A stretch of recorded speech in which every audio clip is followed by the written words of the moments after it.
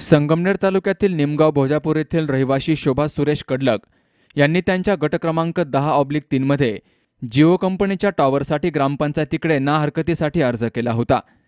8 महिन्यांपासून ग्रामपंचायत त्यांना टाळाटाळ करतीये।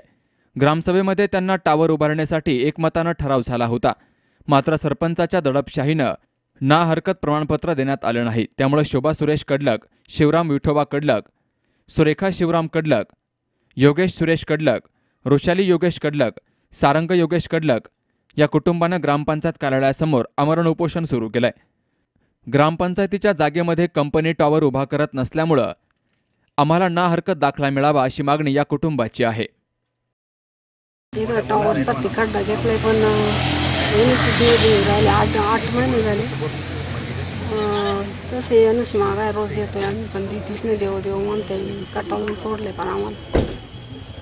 आणि आमच्या समोरचे ते संजय रामनाथ कडलक त्याला अनुषी दिली 1 तासात, पण आम्हाला 8 महिने 9 महिने लागले तरी देऊ नाही राहिले। त्याच्यामुळे बसले आम्ही उपासना।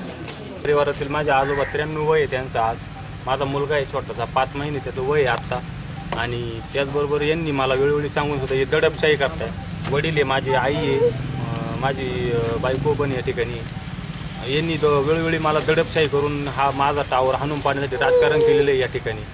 ज्या माणसाला पहिल्यांदा एनओसी दिली होती तो माणूस आज म्हणतो तो सरपंचांचा सासरा आहे, विद्यमान सरपंचांचा सासरा आहे।